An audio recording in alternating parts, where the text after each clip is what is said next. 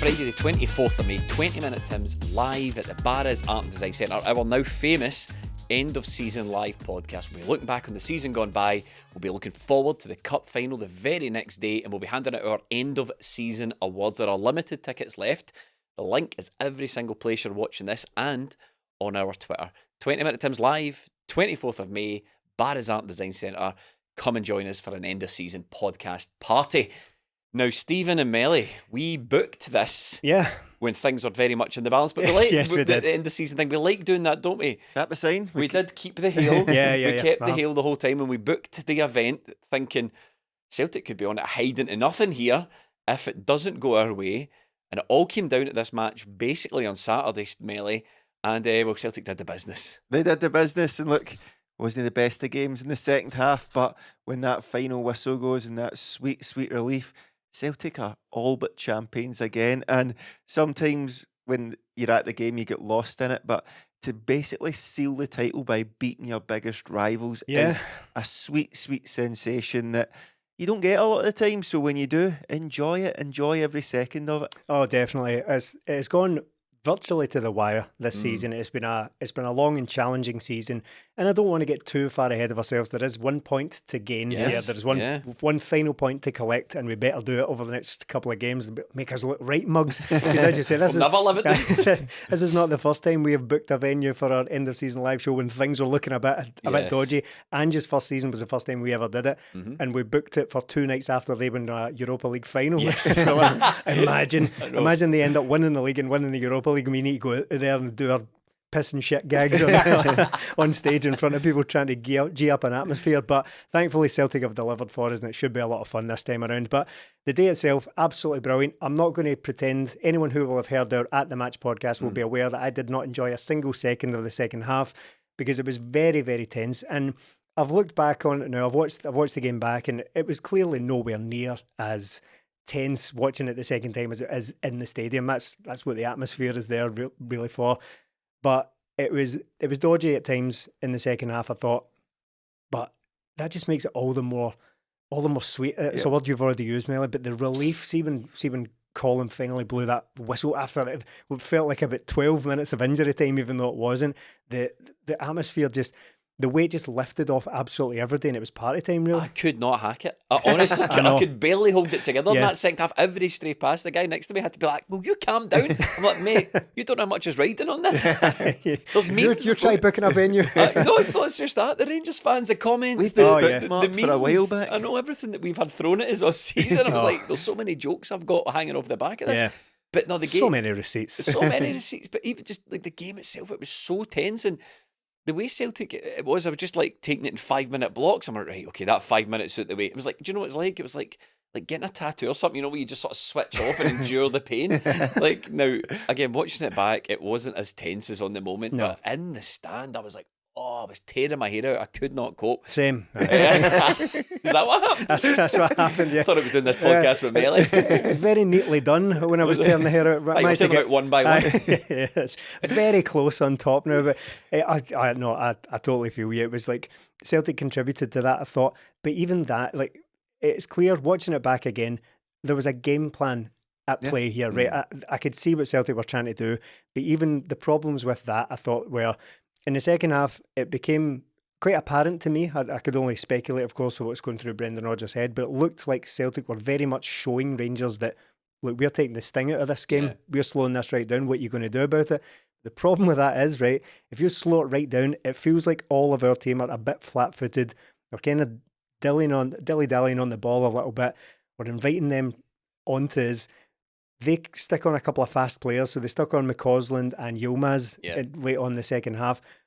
And we look great, we look calm, and then pass the ball to Rio Hatate, and all of a sudden it's panic stations, he just gives it away. So that contributed to the tension a little bit, I felt. And I think as well, Melly, what contributed to tension in me from my part was, we know there's weaknesses in this Celtic team. We know this isn't a vintage Celtic team. And the way Rangers scored their goal, I mean, we all basically could have predicted how Rangers' goal was going to end up in the back of the net, cross to the back post, and it goes. And you just think, one of those again, you get caught under that and it can all go awry. And that is the problem, isn't it? Because this Celtic team have conceded a lot of late goals this season. our game management on the field hasn't been great. We've seen subs come on and cause absolute anarchy for us Yeah. rather than the other teams. So I think with this Celtic team, it's not a vintage team like you say, and we don't have that team that you could just think this team will just see this out the last 10 minutes. We'll just keep ball because, quite honestly, we don't have the players to do it a lot of the time. And that game just sort of encapsulated the whole season. I think we went into this game thinking, right, there's that Hearts game, just do that again. This team are incapable of doing that. They've got over the line, they've done very well to get over the line, but this just encapsulated everything. We had a brilliant performance in the first half where you had a bit of everything in there. We had a bit of VAR in there as well. You had a penalty miss in there, and you had a second half where Celtic looked like they could have thrown it away really and conceded a late goal. It just had everything about this season encapsulated into this game. And didn't mention the red card there, by the way, but so we'll come to that. A bit of VAR in there, the red card, the penalty miss. It was just everything. Even the penalty miss, it's got to be a strong contender for the worst penalty we've had this season. It's a pretty busy category as well, and I think that has won it. So there was a bit of everything in there, and look, the team got over the line, but I think that's just what this season's going to be, isn't it? Getting over the line, but still be able to lift a title at the end of it, so I'll take it every day. Well, I know, but if you're Rangers, I mean, Philippe, we're going to come to the managers, right? We're going to come to Brendan Rodgers, obviously, but Phil Clement, I was listening to his pre-match press conference for the Dundee game today, and see if I'm a Rangers fan, both watching that team and listening to that manager, he's fallen into the same trap a lot of these other diddies have fallen into before, and he's vastly underestimating Celtic. He is massively underestimated. A team that he's not managed to beat all season. Three times. He's a team he's not managed to beat. He's like, well, over the last 6 months, we've only been 1 point. The XG was it. This is Glasgow. Nobody cares about XG when you're second is last in Glasgow. Remember, Beale absolutely slaughtered Van Bronckhorst and a lot of things, blaming him for all his misgivings and all that. This is kind of falling into the same trap. It's no my team. It's all the same excuses. I've seen it all before. See when I'm hearing him talk about XG and so many points over the past 6, it means the guy doesn't get it, and it's great because as a Celtic fan, I just thought the one thing that we've enjoyed is dominance over Rangers. It's 12 title wins in 13 years. You've never seen the likes of it, and the one they won was in COVID, so it doesn't count. Nobody was at it, right? But watching this manager make the same mistakes, and he's just underestimating Celtic as a team, and he's underestimating Brendan Rodgers as a manager. You're never going to get a better chance to win a league. No. That is the worst Celtic team I've ever seen win a league against a Rangers team. Genuinely, one of the worst Celtic teams since we've been doing this podcast, for sure. But the way he underestimated Brendan Rodgers, I thought after the match, Brendan Rodgers came out with some scores to settle. He was talking about how he was going through the motions, he's been treated like a novice. And I thought to myself, there's probably a bit in that there probably was some reserve for Philippe Clement, because I think Brendan Rodgers has done honestly a magnificent job with this. I think he's had to, all the sort of analogies, the Apollo 13, it's been almost fine. So I think Brendan Rodgers has had to work harder to get this title over the line maybe than any other title he's ever won or anything else he's ever won anywhere. Because unquestionably, in terms of his titles, I think this is by far the most challenging one. In terms of achievements, in terms of anything he's done at Swansea or anything he did at Liverpool, I think he's had to work as hard. And he's talking about these 12-hour days that he puts in, and how after he finishes at Lennox Town, he goes back and he watches more football, because that's what it took. That's what it took. And I think every utterance, every press conference, from we'll write our own story to we're not finished yet, to bringing back James Forrest, to trying a million different players, to relying on all these wee bits and bobs that Brendan Rodgers probably didn't want to do but ended up having to do to get this title over the line. That's the difference between these two managers. I think so. And even if Philippe Clement is he's not literally underestimating Celtic and Brendan Rodgers, what he is doing is performatively doing it in public, which is just as dangerous, isn't it? It's really the end result is the same. If he's out there talking about how, again, we've seen it so many times. We've seen it all before. Next season will be different. See, when I get I know he's not literally saying this, but that becomes very quickly the narrative when it comes to Rangers fans. See, when he gets his own players. See, remember the Beale thing about how the first game of this season was his first game? Yes. Remember, I won my first 6 games, even though he'd been there for like 6 months prior to that. But spot the difference in the manager. See, when it wasn't going Brendan Rodgers' way a couple of months ago, not one excuse came out of that guy's mouth. Responsibility, not a single excuse. As Mel said, responsibility, accountability. It's not over yet. We'll write our own story. Not one time did he go, well, I've got these players that are injured and I've got this, it's got that. Yeah. He's just like that. Trust me. You took the words right out of my mouth. He's because like, I'll take it on. He has said a lot of things this season, and at times we are wincing, thinking, "Oh, see that? I'll see you in May," or "Come back and see me in May." Stuff, see that, or like, you can wince a little bit when you hear that because you think that's going to be the story of this season if it doesn't go well. But in fairness to Brendan Rodgers, he has not shied away from any of it. He has not backed down a single step. He has not made a single excuse for the season. Yes, he has criticised the overall quality of the team, but he's not pulled that out of nowhere. We all agreed on this. We all examined the squad and thought, just as you said there, Jamie, it's one of the weakest overall squads that we've had as a title winner against any Rangers team for a very long time. So he did have a go at the overall quality, but he hasn't started going, well, see if you start the points from this part of the season, see if you actually look at it, see if you disregard all that stuff. I'm actually doing quite a good job, really. If you discount all the stuff I've done badly, I'm actually a really good manager. Even playing well, Melly, he's no saying, I don't have Rio Tati, I don't have Cameron Carter-Vickers. When these guys come back, things will be different. What he was doing was, I'll fix it. Yeah. I'll fix it, trust me, and I'll fix it. And he did. And he deserves enormous credit for it. I think, there's been, as you said in the post-match, there's been question marks over Brendan Rodgers this year, and from the press and fans and just other people sort of saying, look, I don't know if he's in it. I don't know if his heart's in it. I don't know if it's going to work out. Maybe he's finished as a man.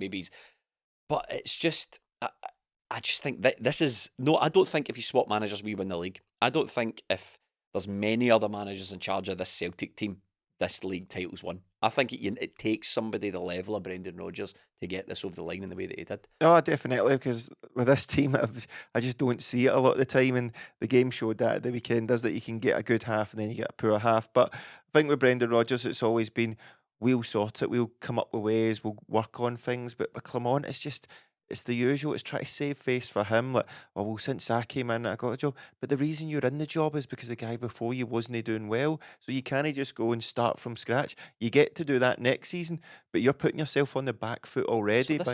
Sorry, carry on. I interrupted you there. No, it's just he's put himself on the back foot already because, look, he might go out and win the Scottish Cup, hopefully not. But if Celtic win the Scottish Cup, that's 4 games he'll have against us that he's failed to win. Going into next season, the first game's at Celtic Park. If you go into the first couple of games of the season, you don't go through in the Champions League, then you've got a game at Celtic Park, which will probably be about the 4th game in it usually is. See, if you lose that, it's just the same cycle the last 2 managers or the last however many managers of Rangers have been on.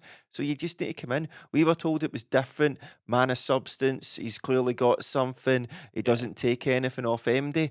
All I'm seeing is a guy doing the same things. He's honestly a signing of a long thrower away from being Tony Pulis for me. It's just agricultural stuff. Get the ball, full back, launch it up and see what you can work off. That's all I see from him. The last one I'm going to have on Clement is he only came in September, and Celtic have won now, as I said, 12 of the last 13. They've scooped up absolutely everything. Brendan Rodgers as a manager wins everything every time he sets foot in Scotland. Hardly anybody takes setting off him. They get knocked out the League Cup this season was the first time that's ever happened to him.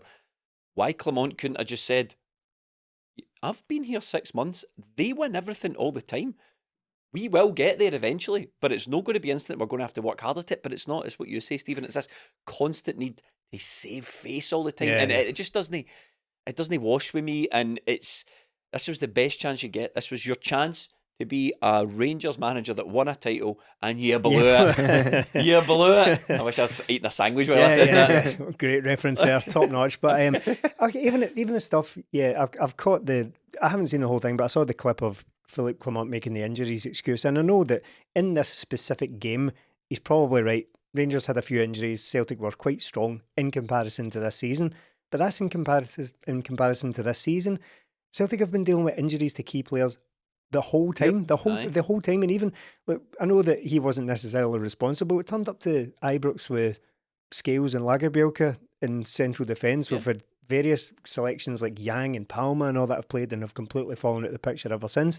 So Celtic it's not exactly been plain sailing, and any implication of that is completely ludicrous for me. I know that on that day, Celtic probably had the stronger squad. Well, do something about it then. Work with that. Don't make ridiculous subs. Don't put your best player at centre half just so you can take a centre half off. And try playing a bit of football. Yeah. Don't have your main hard man midfielder get himself sent off within 44 minutes or whatever it was. There are ways he's not allowed to do that, by the way. I learned this. We'll talk about this, right? Because it's caused Kenny Miller a lot of disconcertion, if that's a word, right? But Clement said that John Lundstram knows he's not allowed to tackle from that far out. It's one of the key components of our team. It's written up on the dressing room wall. And I want to know the exact wording of that. Yeah. No slideys. Is that one of the rules? Live, laugh, love. No ludicrous slideys from 40 yards. We've all got our work in the morning. No slideys. Win, score, don't get sent off. Yeah, that's basically it. Simple stuff.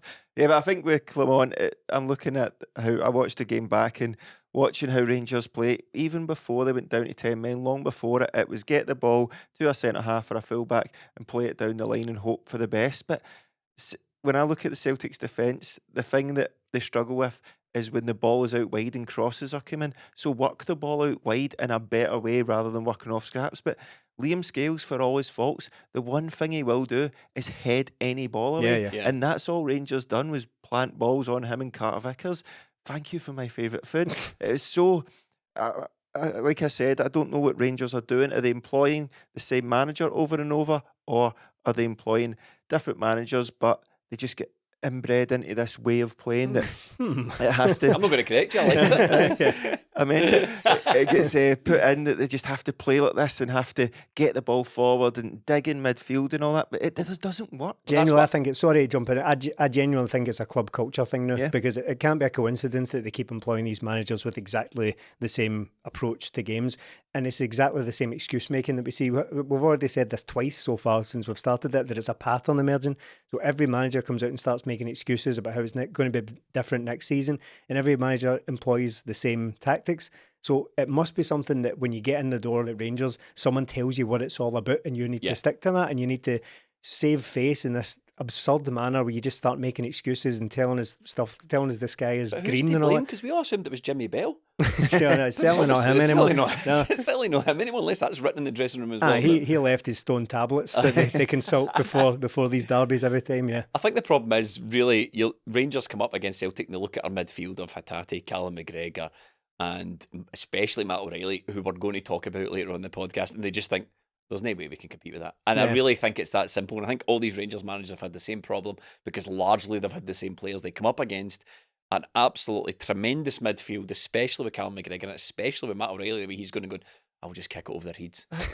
It's hard to argue with that, but when we are getting told Cifuentes, we've just signed a £12 million player. Rascan was the next big thing, wasn't he? Todd Cantwell, brilliant, but didn't even get off the bench. Doesn't start these games. Was that not the second or third one he started on the bench? Lawrence, Diamonde, it's always the next guy is the best, and it's always a midfielder, yet they don't go up against it. Celtic go into these games, and pretty much go into every game, they don't change what they do to suit other teams, but Rangers come into these games, go, see that, our most creative player, we can't trust him in these games, so we'll need to take him out. See, these guys will need to bring in players. They bring in different players and put them in different positions to try and negate Celtic.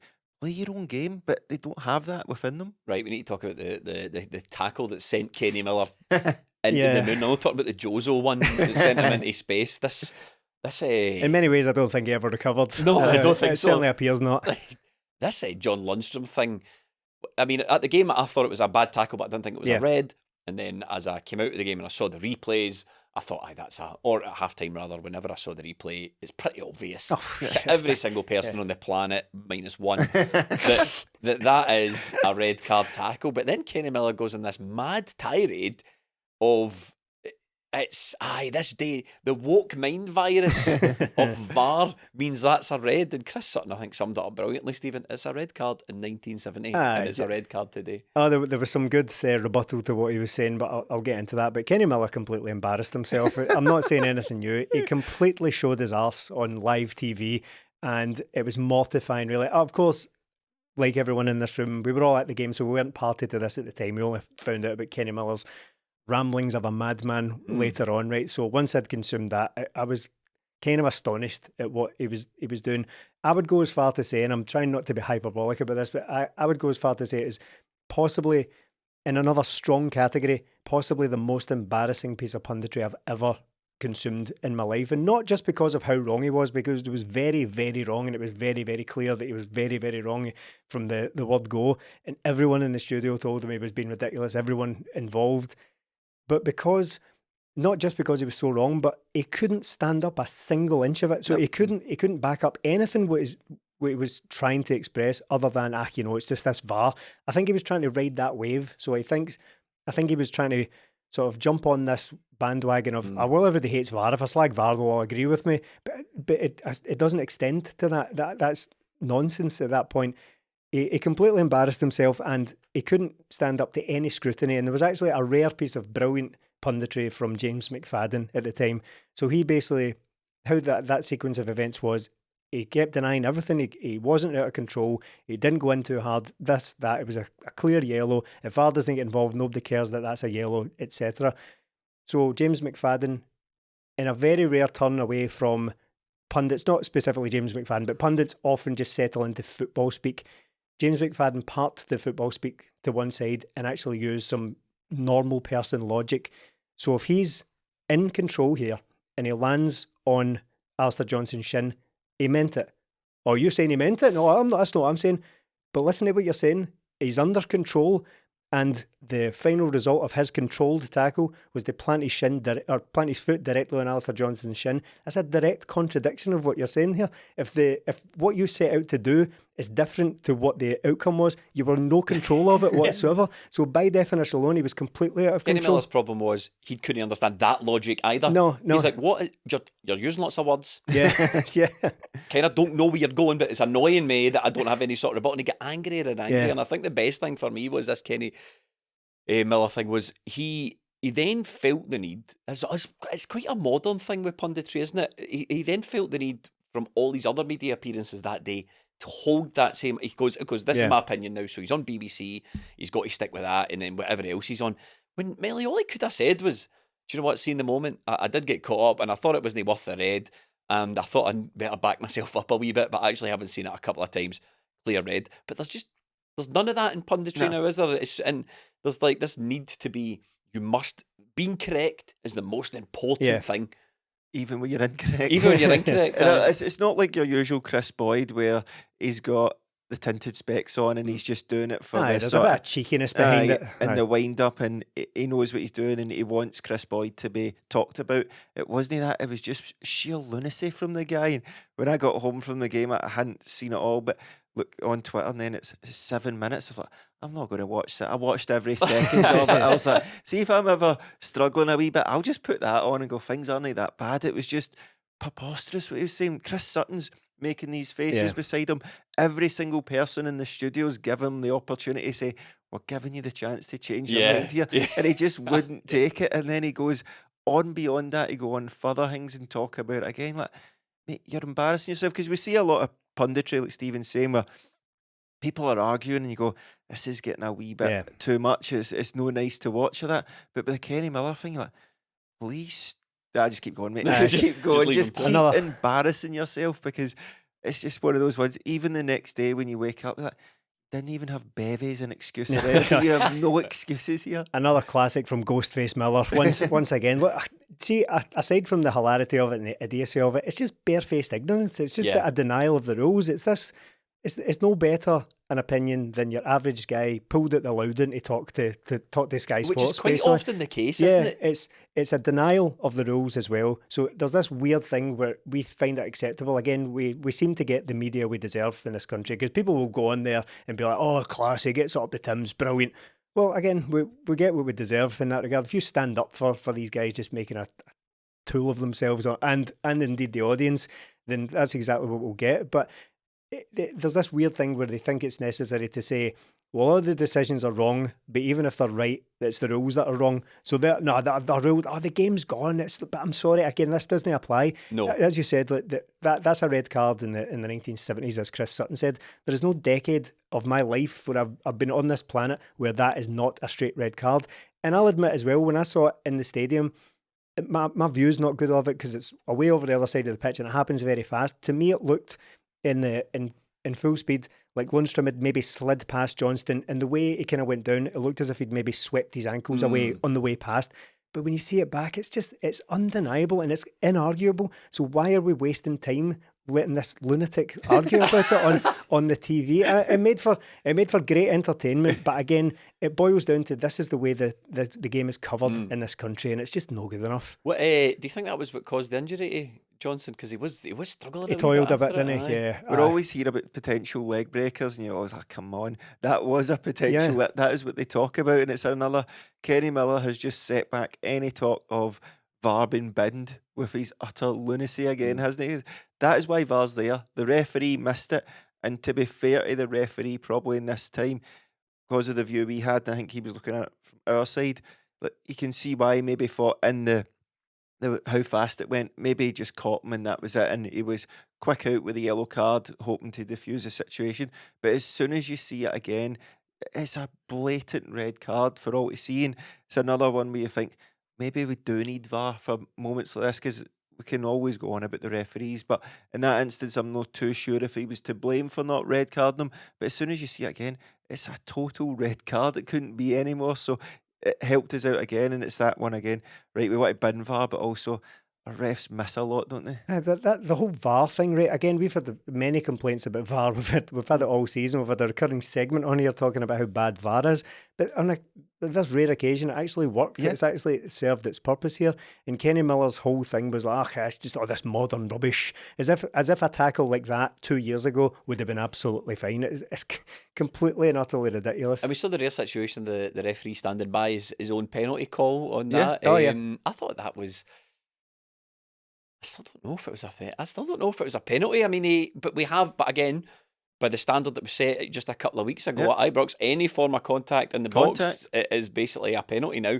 Not the penalty seemed to do us very well, because, as you said, Stephen, it was probably the worst. Or you said the worst penalty, the worst penalty of the season. But I thought if we scored that penalty, we were on 4 or 5. I thought it would be party time after that, and I so desperately wanted another goal in the game. It felt like we needed it at that point as well, because 2-1 feels dangerous, especially having gone 2-0 up and then conceded within, a minute and a half or something like that, felt like, or maybe slightly longer than that, I can't remember. It was condensed into that sort of probably 5 minutes of play. There was 3 goals and a red card, but because of the stoppages and all that, it was probably a bit longer. Very, very frantic. The penalty itself, I try my best to remain consistent on what I generally believe about decisions and rules and all that. I accept I don't always know what the rules are, but when I have it explained to me, I think, that's fair enough. I've learned something there. It kind of falls into the same category as the excuse me, burst into tears there. Thinking about Kenny again. The Lager Bielka thing on Dessers from earlier this season. I reacted to that by thinking we've got away with one there. That's a weird decision. But then I had the rule explained to me, and I thought, right, okay, do I agree with that? Not necessarily, but it makes sense if that's what the rules are. So this penalty again fell into that category. I thought it was kind of one of those ones where I don't know if Diomande could have done much about it, but the rule is that if you block someone from playing the ball who is in control of the ball at the time, then that is therefore a foul. And it's the exact same thing. So hilariously, there was Rangers fans all over Twitter, or X rather, claiming that we want this consistency, and there was like a side-by-side picture of those decisions being made. And I'm like, that's the same. That's consistency. It's the same decision being made in both instances. It's the dictionary definition of consistency. I don't know what you're talking about here, but if I'm honest, I wouldn't have been too upset had we not been given that, because it's just one of those ones. It's a kind of grey area. There was a touch there. But again, we go back to what we said at the time. What we learned at the time is if you touch someone in the box, you're in danger of conceding a penalty. That's what happened with Fabio Silva and Alistair Johnson. So if it's a penalty, so be it. Listen, I'm going to let Matt O'Reilly off for missing that penalty because he was absolutely brilliant. I see at the Player of the Year awards at the Hydro last night as we record this. Player of the Year, Young Player of the Year, Players Player of the Year. Matt O'Reilly is absolutely unbelievable, Melly. And in that game in particular, he was dead on his feet by the end of the match, but I just thought he was just imperious, and he was. It took him a wee while to get, as I said, he took him a wee while to get his eye in for his goal, but I thought he took his goal absolutely brilliantly, and he's such a pivotal and crucial player in these games. Do you think he turned up to the Hydro like one of those people who go on holiday and take an extra suitcase so they can bring back like duty-free vodka and fags and all that as well? So he thought, I'm going to be taking a lot home here. I'm going to need luggage here. He took. Well, that was all the awards to win, wasn't it? Apart from goal of the season, Kyogo won that for his goal against Rangers, but everything else Matt O'Reilly sweeped up. But in the game, Melly, O'Reilly was just brilliant. I'm really going to. I think the writing's on the wall come summer for Matt O'Reilly, but I just think he's going to be a player that we look back on, especially in these big games. We just think that class above. Yeah, it's got to the point now where it's just, look, enjoy him, because we know it's inevitable what's going to happen, because he is too good. He's too good for this league. He's too good to be playing the bums in this league, isn't he? Rangers can't challenge him, so he has to move on, because he's at that level now, like we've seen with guys like Van Dijk and Dembele, where it's just, you're not going to get much better playing here, are you? Like, if he did stay, it'd be brilliant, and we've got 8 Champions League games, but if he could go elsewhere and play teams at that level all the time, and that's not to say he's going to go on and be a world beater, but there's certain players that just look too good at Celtic, and he's one of them. But there's players that come and go, and you think they're sort of working their ticket or they're ready to move on. Matt O'Reilly's just done everything perfect for me, bar that penalty. He's came in, embraced Celtic, embraced the culture. He spoke about it in his speech last night, how when he first came, he didn't quite understand it, but now he knows how massive the club are, and he lives and breathes it. And I think he's just done everything right, and it's just everything about him's been brilliant. The performances have done it, but he's been brilliant. And how many times is that he's played against Rangers and get man of the match? I think that's at least 3, maybe. I can remember. He had a couple of goals, couple of shots, a free kick, which I thought from when it was in the ground, I thought it was in the back of the net. He's just one of these players that you just know is going to turn up in these Rangers. He's really becoming a bit of a. I know it's a bit sad, and there's another player I want to talk about later, but he is a bit of an icon. He's of this era, definitely, Matt O'Reilly. Because at the end of last season, I remember we were talking about sort of players that we could maybe push on now, and there was a Sky Sports article about him, how he was like first for everything, tackles won in the opposition half, passes into the opposition area. He got the most assists last season. You think it's just goals he's missing, and this year he's brought that to his game, so there's nothing else this guy can do, really. He's been absolutely majestic. Tremendous player on the park, looks brilliant, just has the full package, and he's going to be sorely missed. He's irreplaceable, so Celtic need to do something they haven't done in a long time, and is buy good players, because even just looking at that match, the lineup for the match, not a single player bought in the last 2 windows started that game. And if you want to go further back, the last 4 windows, it's Alistair Johnston was the only guy that started.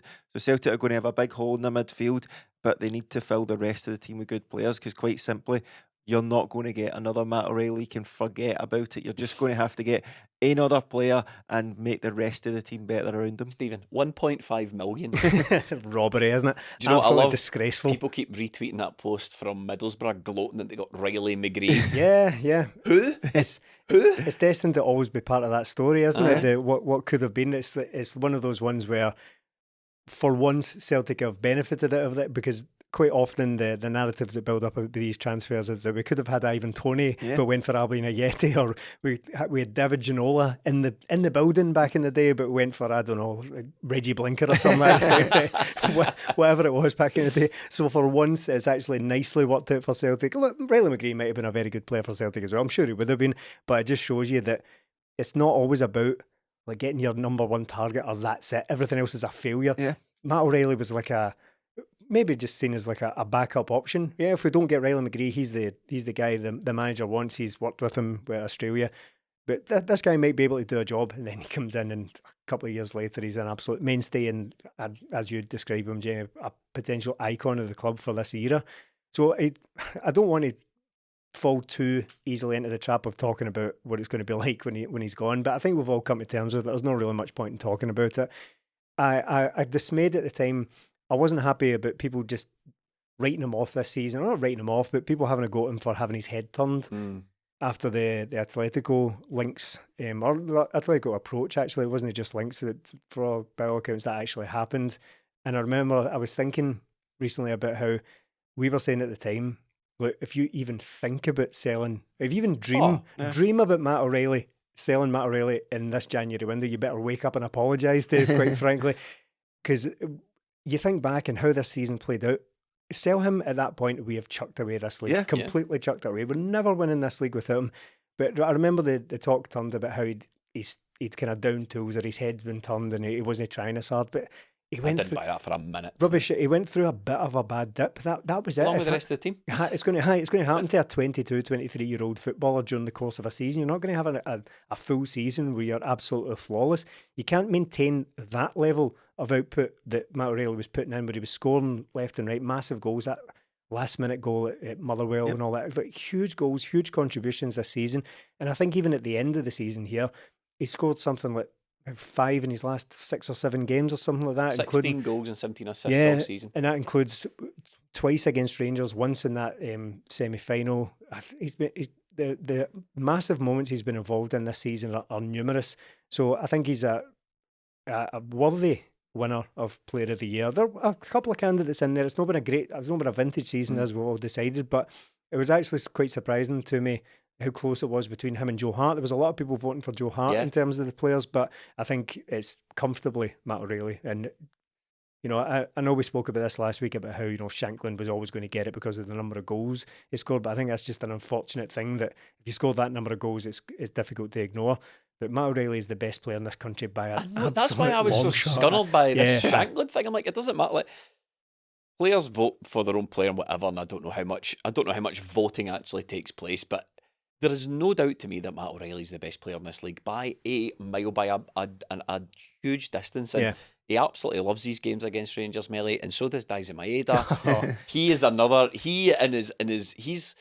Whereas O'Reilly might be an icon, I think Maeda's becoming a bit of a cult hero for Celtic. He loves these games, throws himself right into the crowd, comes out after the game, posts on X saying, I didn't realise you got booked for going into the crowd. And I'm like, doesn't matter. Wholesome as always from DAIZEN, isn't it? He's allowed it, but again, he did on Saturday what McGregor did the week before in that tracking back. I think there was a point in the second half, maybe he just burst. Silva.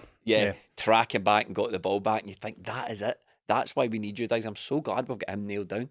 Yeah, I think at the start of the season we were a bit new contract for him and not quite sure how he's going to fit into Rodgers, but we've seen when he's been out the team that we really miss this guy, and it's so difficult to describe him. Like, I don't know if we've never had or we ever will have another player like him, because everybody can see what he brings, but you can also see what he doesn't bring. But you forget all of that because of what he does do for us, and the tracking back, the fear he puts into Rangers, a guy that sometimes you think, see against the bottom of the league, it might not be the best game to play him, but see any good team, you put him in straight away. It's a very weird situation, but he's just tremendous. Like, that touch was absolutely sublime where he takes the ball down, puts in a good ball. But if he tries to do that again, it might not work out for him. He does all his best finishing when he's caught offside.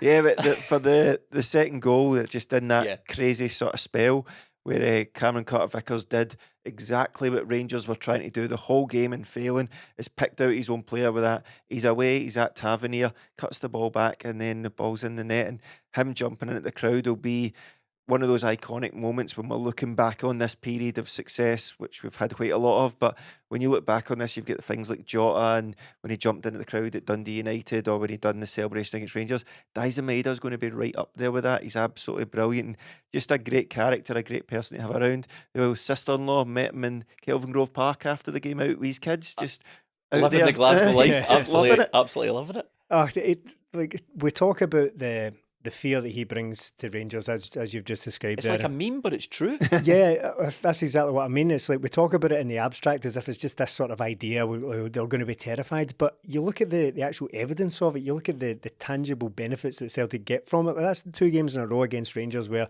Celtic have scored goals purely by DAIZEN MAEDA just willing it into existence. So he chased down Tavernier, who smashed it off him into the bottom corner at Ibrox.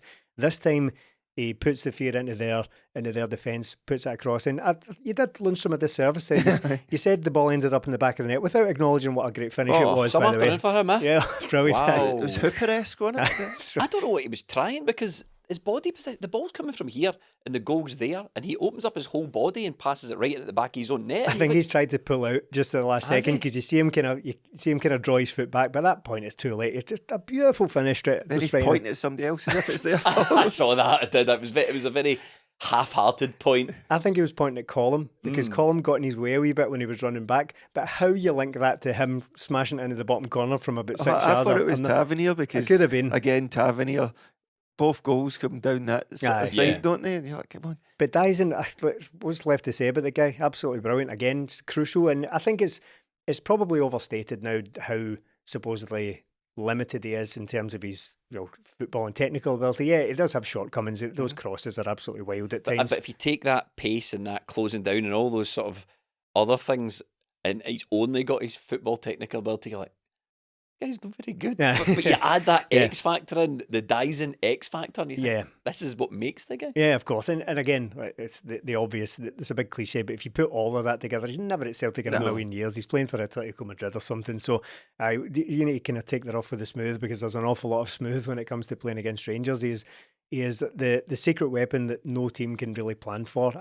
It's all very well having speed and determination and all that, but as I said, like he's basically forcing them into conceding goals against Celtic purely by his presence, purely by the pressure that he puts on that team. It's not just, Rangers will play against fast players all the time. It's not something that's unique to Celtic or unique to DAIZEN. They've played European games. Even in Scotland, there are some plenty quick players around, but no one quite with that intensity about it. It's really hard to replicate, and they don't know how to deal with it. It's quite ironic though, because as Melly said earlier on, quite rightly, Rangers quite often change things to combat what they think or stop Celtic doing the attacking and playing the way they want to play. But the one thing they never change is Tavernier on DAIZEN MAEDA. And the one thing we know that doesn't work is Tavernier on DAIZEN MAEDA. And they went out in the summer, as you pointed out before we even switched the mics on, and signed a right back who kind of get a sniff at right back because they're so wedded to playing Tavernier at right back.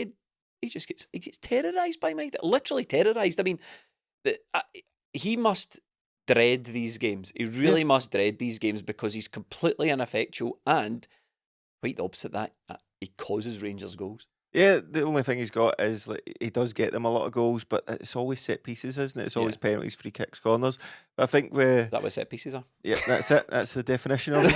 I think with MAEDA, a lot of Rangers play was get it out to the left back and then go down the line. Maybe that's just right. This is the furthest away point we can get from MAEDA. Surely if we get it down that side, he can't be back, because even what you're talking about is like, what do Rangers do to sort of stop him? Because Silva was miles ahead of him. DAIZEN MAEDA's basically not in the picture and then gets back in, and Silva's like, what can I do? He did it to Tavernier very early on. Yeah. Tavernier went on a run from right back to try and drift inside, so he drifted in towards the kind of central midfield area. DAIZEN just couldn't shoulder bars him at the way and took the ball. Tavernier went flying. He was claiming for a foul and all that, but it was a brilliant intervention. Because there's certain players like with the Arjen Robben thing where it's stop him doing that. But that's easier said. But with DAIZEN MAEDA, you can't stop him running at you and taking the ball, can you? He's so fast. He's so aware of the things that Celtic were just pressing them and causing them havoc in that first half. And even we've sort of brushed over it, but the first goal, one of the best goals Celtic have scored this season. 13 or 14 passes. The way we find the space and people drop in and Matt O'Reilly drags somebody out wide, which creates a space for Callum McGregor to run in. A great run in from McGregor. And then Forrest holds it up quite nicely as well. Forrest was very good in the game. That look up. Celtic's team was full of guys like Joe Hart, Cameron Carter-Vickers, Callum McGregor, Matt O'Reilly, DAIZEN MAEDA, Kyogo, guys that have been and done it in these games and that show up in these games. Rangers had none of that, and they just couldn't live with Celtic in that first half. All it takes is Celtic to get in that 2-goal lead, and we did concede the goal, but as soon as it got to half time, you pretty much knew, look, we're going to win this game. But my thoughts turned to give them a doing, because I don't want them having anything coming up to this Scottish Cup. Didn't quite pan out that way, but it's another one where Rangers go, wait, what do we do to beat this team? Because that's 4 times this season. We've had 3 opportunities under Clement. Putting the ball up the pitch isn't going to work, so what's next? I thought a final thing on the DAIZEN versus Rangers thing and how they set up for it. Going into the game, you and I spoke before the game on our At The Match podcast. Where did you get that? Thanks for asking. I'm glad you asked. You can get it on patreon.com/20minute-tims for all that lovely stuff on there, all that delightful content on there, extra videos, extra content, extra podcasts, extra writing, all that stuff. Sounds class. Yeah. Patreon.com/20minute-tims. I think there's a link in every bio. And I suppose you probably think, well, that must be £10,000 a month. Yeah. Incorrect. How much is it? It's a steal. It starts at £2.50 a month. I can't even get a match day programme No, for no, £2.50 no, a month. I exactly. can't get. So you're saying I can get a whole month Yeah. of podcasts, support my favourite podcasts, help us improve the podcast, get ad-free listening, Yep. all for £2.50 a month. It's insane. We've gone crazy That's over Happy here. Meal money. Yes, indeed it is. So when going into the game, I thought, well, at least that's interesting because they've got the Sterling out on that side. That's probably as a means to try and shut down, so they can have kind of the best of both worlds there. You can have Tavernier and all the threat we've already spoken about, the set pieces and all that. Meanwhile, you can have a little bit more speed and athleticism on that side to maybe try and cope with that. But as soon as they get a man sent off, they just abandoned that and stuck him at centre half. And I thought, well, again, just playing into the Celtic's hands here. Why? I don't know. We do this in Scotland, don't we? You can't drop your captain. That's madness. But meanwhile, Sterling appears to be, by quite a long way now, their best player, their most versatile player. And that's probably what's holding him back now, because he just gets shunted all over the pitch depending on what they need on the day. When really, he should have been playing right back this whole Do you know time. what the solution to that is? No. Don't make a serial loser the captain of the football club. Yeah, correct. You get one and done, and you bin him if he's not good enough. Yes, indeed. Compare the stature of captains. I mean, you said James Forrest was great in the game when he came on. Another masterstroke from Brendan Rodgers. I think Callum McGregor as well was asked before the game about Cantwell. Some comment about Cantwell saying he's looking forward to playing you again, and he thinks he wants to win the game more than you. And McGregor just laughed and went, if that's his opinion, fair enough. And then lo and behold, Cantwell doesn't even make it. He didn't make an appearance, did he? Didn't go off the bench, did he? That's another weird one. The bird was caged. Yeah, the Yes. pigeon was caged. That's another weird one. So they stick Tom Lawrence on Callum McGregor to kind of follow him around and shut Callum McGregor down. He's not the first Rangers manager to try and identify that that's the way to stop Celtic playing, is just stick someone on Callum McGregor. Rarely works, but it's something that they try and do. Tom Lawrence was completely invisible in the game. He made a mess of it. He fouled Callum McGregor quite early on. Callum McGregor laughed at it, got up and said something to the effect of, "Also, you're the new hard man," or something like that. Aye, there's a video. It looks kind of like that. He says something about a hard man. But even at that, like, Tom Lawrence, I mean, he's fine. Cantwell has become a bit of a joke figure for them now. I mean, he scored a few goals. We all saw it coming with Cantwell, didn't we? We all saw it coming. I can only imagine that he's fallen out with people again. It's a pattern. It seems to happen to him every club he's at, and it seems to have inevitably happened at Rangers as well. But even at that, there is needle there. Stick him in, and Callum McGregor might be able to wind him up. You might be able to get something out of that. But they didn't do it. They didn't try and take advantage of. There's a wee bit of history there. They were at each other's throats in the previous game.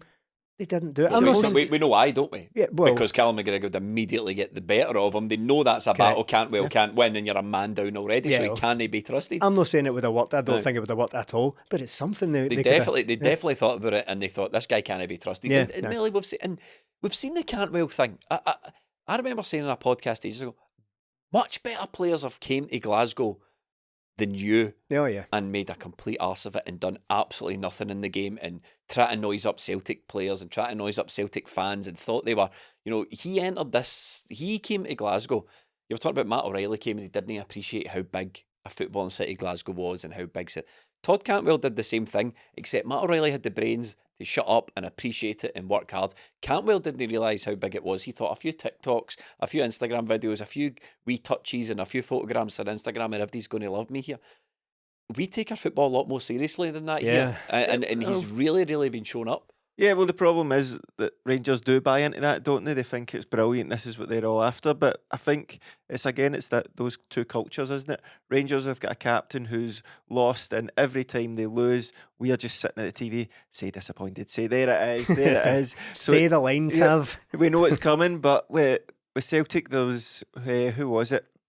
I was Thiago home earlier this season. Remember he done Remember him? The post of his tackle and it quickly get taken down. The culture at Celtic is do your talking on the pitch. Callum McGregor's press conference on Friday didn't even mention Rangers. He just talked about us, what we are doing.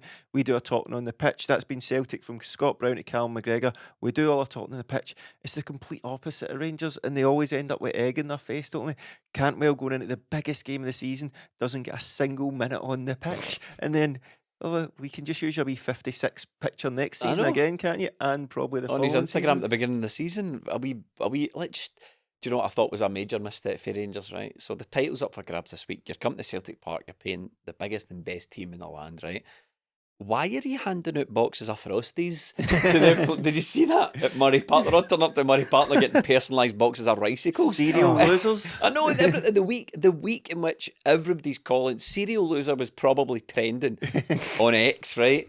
And they're handing out boxes of cereal to their kid. That's the difference. We're getting winners' medals, they're getting boxes of Crunchy Nut. Go and get the orange strip. Oh yeah, and they released an orange strip as well today. That got leaked. As transparent as you like. Look, final words on Celtic, because it's been a tough old slog. Yeah. It's been a tough old slog to get to this point, but nobody has got us here except ourselves. Yep. We have, and nobody's got us here, but bloody hard work, Stephen. It has been hard work on the part of absolutely everybody. The manager's had some really tough decisions to make, and things like, I know I keep harping on about it, but the temptation for me, the temptation not to play James Forrest, the temptation to stick with the guys who you had maybe a hope that would work out, but didn't work out, and the fact that he's, I'm just trying to articulate this thought. I think That was his best game against Rangers. I know. Yeah. I think Brendan Rodgers has done more managing than he's ever had to. I think he's had to reach into the managerial shed that he's got and just use every tool. He's probably, I would not be surprised if Brendan Rodgers is having to do things this season that he's probably not had to do since his first season or one of the other seasons when things weren't going his way. He's really had to dig it out, and he's just not for 1 second accepted that we were going to be anything other than top dogs here. He's just not accepted that, and it's been, and we've needed it. Because one chink in the armour for Brendan, one bit of wavering, one show of sort of, one wrong press conference, Celtic fans, we were up to high do. When it was going badly, we were up to high do, and the Sharks were being inflated. Sharks were Poor being Santa copped it. Santa copped it. Sharks are being inflated, and we've seen what happened with other Celtic managers. If you come out and you say the wrong thing, some of the results were horrendous. But after the game, Brendan Rodgers managed it, and it was week by week. It was press conference by press conference. We said it was 45 minutes by 45 minutes. Sometimes we're getting through this league. And he's worked his absolute arse off. So have the players. Many of them have worked their arse off. There's been many mistakes made, but I cannot believe that we are potentially going to win this league on Wednesday. It's unbelievable that we've got here already. It's no sunk in to me that come Wednesday, a point is all we need at Rugby Park and the league's done. I just can't believe it. Incredible, really. A hugely challenging season for a number of reasons. I think it's been very difficult. At various points we have been despondent about Celtic's form and basically, never at any point wrote off the title. But we were sitting here some just weeks and months ago thinking, we've worked ourselves into a position here where we're desperate for a Rangers collapse now. How did it come to this? We were so comfortable. We were rolling into a lead. Everything was in place. Brendan Rodgers is back as a manager. Where has it all gone wrong? So there have been huge challenges here, and Brendan Rodgers seems a little bit. He's been very relaxed recently, and I think he's been exuding that. He's been expressing that, for a reason, because he wants his players to buy into that kind of thing, and probably the fans as well. It didn't really work on Saturday afternoon. I was up to high do as well. But I think it's been very valuable. We talk again, something else we talk about in the kind of abstract is this been there, done that, knows what it takes. Those are just kind of sentences we throw around. But Brendan Rodgers has been displaying that just very recently. And he's been through a lot this season, and I've got absolutely no issue with him settling a few scores, even if they are quite small and petty. If there are things that have upset him during the season, and they all seem to be picking out the odd stray comment here and there that he has just not liked. Maybe Chris Sutton has been at the centre of one or two of them, and Brendan Rodgers seems to be biting back just now. I think he's never naming anyone. I think the going through the motions thing is fair enough, because you shouldn't really be criticising unless you've got knowledge. You shouldn't be criticising the guy's work ethic. No, you shouldn't be doing that. And that phrase, Brendan's up here going through the motions, that is something to me that sort of, at the time I didn't think much of it, but when Brendan responded, and I thought to myself, do you know what? Saying someone's going through the motions is the same as saying they're doing the bare minimum. And I don't think that was fair comment. There was another one during the season, which again, he never named anyone, but again, it kind of led back to something Chris Sutton had said about one of his selections, about not picking a certain player in a derby or a cup game. I can't remember specifically what it was, but he did bite back a wee bit on this. And there have been various stings on Brendan Rodgers about things stupid things he's maybe said, like that good girl thing, and then more recently we're going to have some fun. People just jumping on these things, and he must be standing there going like, honestly, what can I possibly... Grow up. Aye, basically, every time he opens his mouth, that people are jumping on these rather tedious things that go on throughout the season. So it's been massively challenging for everyone involved, and Celtic have all but, right, again, another point to collect and then we'll be home and dry. But to get to this point, to get to this position where we've got 2 games in which to seal a title is incredible, because we all thought it was going to go down to the wire. It virtually did, but we thought it was going to go like last day, helicopter changing direction stuff at some points. The state I was in on Saturday, there's no way I would have managed it. Yeah, and it's a massive achievement to win this league. I don't want to get too carried away. I think like Brendan Rodgers has achieved a lot in his career, and not even just at Celtic. This is a guy who a decade or so ago did so well with a club like Swansea that he was given one of the top 2 or 3 jobs in Britain, if not Europe at the time. He was given the Liverpool job off the back of what he had done at a relatively tiny club at Swansea. So he has achieved a lot. But in terms of a proper like grind and a challenge, this is right up there in terms of proving his steel, his grit and determination as a manager. Because all that stuff about the first time around, he had it all his own way, Rangers were terrible, as if Aberdeen are going to win the league. It's canter to win multiple trebles in a row. Absolute nonsense again, but that's the stuff that's gets said. Can I say that about this one? And I know they're trying with this. Well, we've had injuries. Just wait till next season. Sorry, that's just no valid. It's the way it works. It doesn't matter if you win by an inch or a mile. Melly, winning's winning. Winning's winning, and we've been there and done it. And I think that's what Melly's never seen the Fast and the Furious. Which one? That's the first one. And, like, it's taken a lot to get it done this season, but I'm not going to overplay it because, as we said, look, Celtic, you need to sort this, because if this is what we can do with this team, then imagine what we could do better. And look, I think it is an achievement to win it with this team, because I don't think we're very good at all, and I think Saturday showed that. But when we look back on it, I think the game at Ibrox was, you were saying it was a missed opportunity for Celtic, but I was kind of more looking on like Rangers had that opportunity there to bury Celtic and then go the following midweek and get ahead in the league and be top and then power on from there. They didn't take it. They celebrated getting a free draw. They were going wild as if it was right. done. The pictures of them going around the stadium pumping their chest and all that, it was just nonsense. Brilliant. See, after that game, sorry to jump in, after that game they dropped points in 2 consecutive games after it as well, after all that chest pumping and the moral victory. They thought they'd won it then. And all the confidence they took from that last minute draw with a freak world-class goal at the end of it. They went out and shit the nest in 2 consecutive games. And even, like, you could say like a big Rangers collapse, but if Rangers had to beat Dundee and Ross County, they're 5 points better off. Celtic are still top of the league. So Celtic have done this off their own back. They've went and won the games they had to win. The only blemish has been that Rangers game and the Hearts game where they were down to 10 men for a lot of time. So Celtic have been in great form recently. Won all the games. Rangers' form has been poor. And Brendan Rodgers has just played it as he knows how to play it. He's just went, right, okay, we'll just keep doing our bit. We'll keep doing ours. We'll keep our piece and get there. And lo and behold, the top dogs come out on top. And on that bombshell, we shall wrap up. Thank you so much for watching and listening. Join us on the 24th of May, our live end of season podcast. It's going to be a great laugh. The last 2... We might do more of this stuff, you never know. We might do more of this. The last 2 have been absolutely fantastic. There's links to buy tickets and bios, but I'm telling you right now, they are very, very, very limited. Very limited.